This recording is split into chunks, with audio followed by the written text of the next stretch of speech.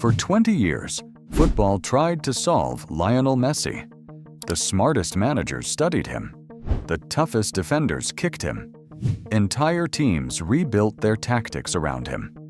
Yet the more football adapted to Messi, the stronger he seemed to become. Every great player eventually gets figured out. Weaknesses get exposed. Advantages fade. Football always catches up. Except with Messi. At some point, the question stopped being, "How do you stop Messi?" and became, "Why can't anyone stop him?" Few people spent more time trying to answer that question than José Mourinho. He faced Messi at his peak, built systems against him, changed game plans because of him. And after years of fighting the same battle, Mourinho realized something unusual. Football wasn't failing to solve Messi. Football was solving the wrong problem. Because Messi's greatest weapon wasn't his dribbling, it wasn't his goals, it wasn't even his talent. It was something far more dangerous, something Mourinho first noticed long before the rest of the world.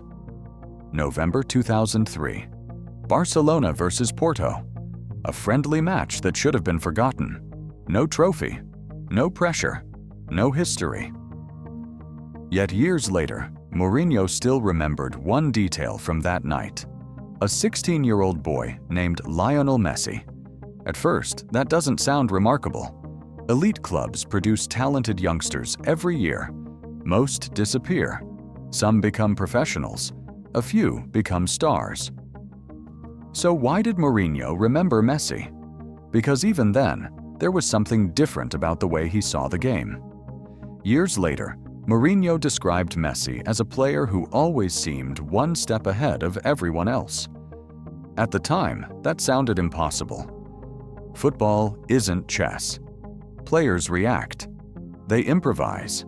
Nobody is supposed to know what happens before it happens.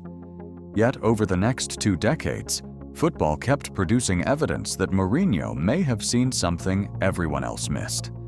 And the next chapter almost ended before it began. Before the Ballon d'Ors.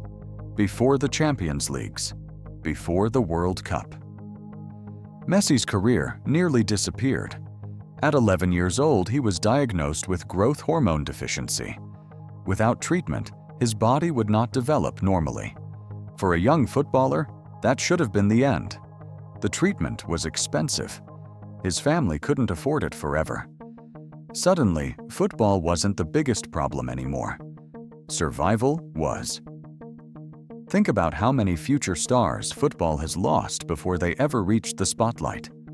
Not because they lacked talent, because of money, because of timing, because of circumstances beyond their control. Messi came dangerously close to becoming one of them. Then Barcelona took a gamble, not on a future legend, not on a guaranteed superstar, on a child nobody could promise would succeed. Most clubs would have walked away. Barcelona didn't. And that's where something fascinating begins. Because many players survive adversity. Very few grow because of it. After arriving in Spain, Messi improved every year. But what stood out wasn't how strong he became. It was how quickly he learned. Coaches kept noticing the same thing. Messi adapted faster than everyone else. Not stronger, not taller, not faster, smarter. At first, few people paid attention. Then Pep Guardiola arrived, and football changed forever. Most people remember Guardiola's Barcelona for the trophies, the goals, the dominance. What they don't remember is the problem it created for everyone else. For decades, defenders followed the same rule. Find your man, track your man, stop your man. Messi broke that logic. 1 minute he was in attack. The next he was dropping into midfield. Then he was arriving inside the box. Then he was somewhere else entirely.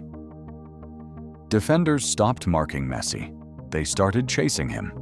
And the moment that happened, Barcelona gained control of entire matches. The goals were spectacular. But the real damage was confusion. Nobody understood how to contain a player who refused to stay in one place. And nobody hated that confusion more than José Mourinho. Because Mourinho built his career on certainty. Every problem had an answer. Every weakness could be exposed. Every opponent could be understood. Then Messi arrived. And suddenly, football stopped making sense. In 2011, Mourinho built one of the most aggressive anti-Messi systems football had ever seen.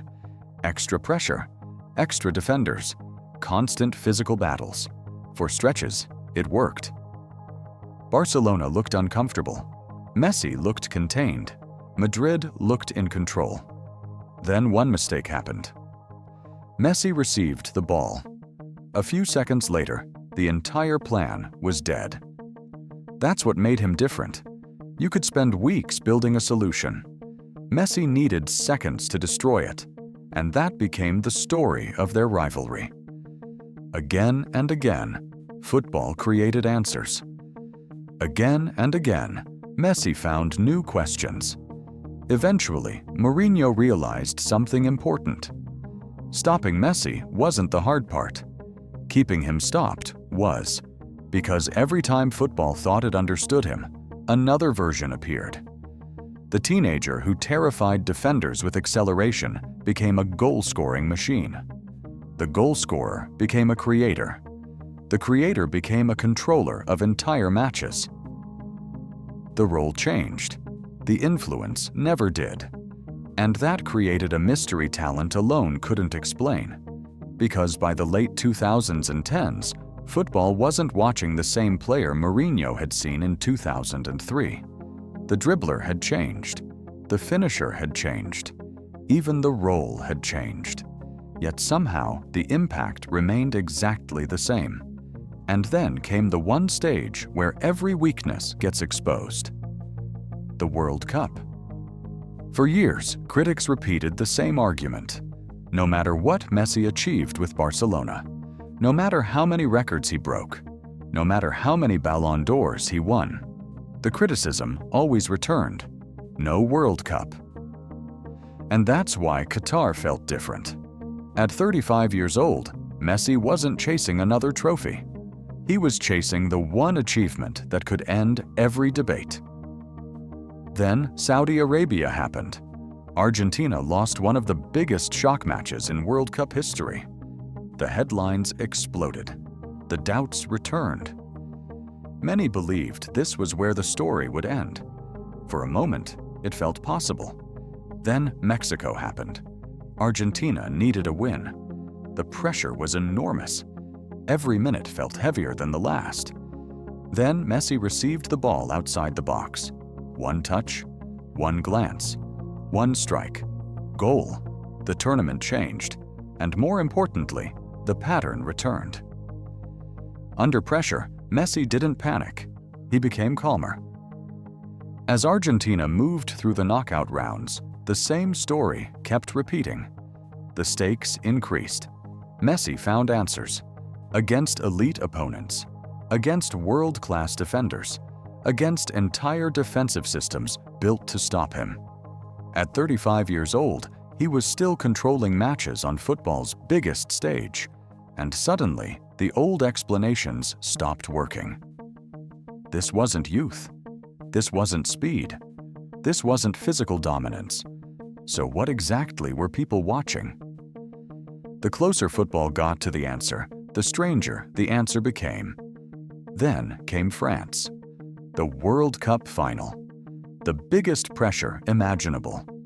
For most of the match, Argentina looked in control. Messi had scored.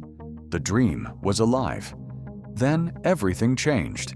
Kylian Mbappé scored. Then scored again. In less than 2 minutes, Argentina's advantage disappeared. Another collapse seemed possible.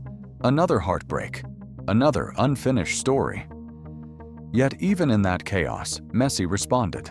Extra time. Another goal. Another answer. Then penalties. The same pressure that had haunted his international career for years. Except this time, the ending was different.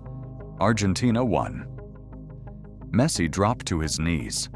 World champion. And in that moment, football revealed the answer Mourinho had been chasing for 2 decades.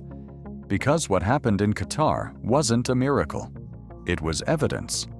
Evidence that the thing making Messi special had never been his dribbling, never been his speed, never been his physical gifts. Those things changed over time. Some improved, some faded. Yet the results remained, which means the real answer had to be something deeper.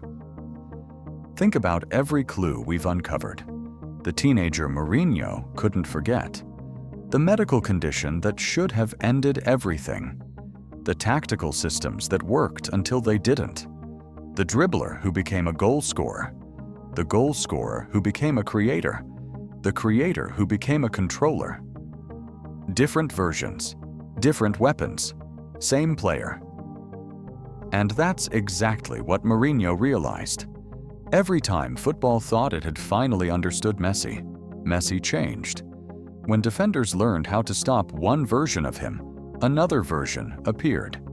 When football adapted, he adapted faster. When age took something away, he replaced it with something else. Again, and again, and again. That's why there was never a permanent solution. Because football wasn't chasing a player, it was chasing evolution. Most great players dominate through one defining strength: speed, power, technique, creativity. When that strength fades, so does the player. Messi never allowed that to happen. Every time football identified his greatest weapon, he developed another one. When defenders feared his dribbling, he became a playmaker.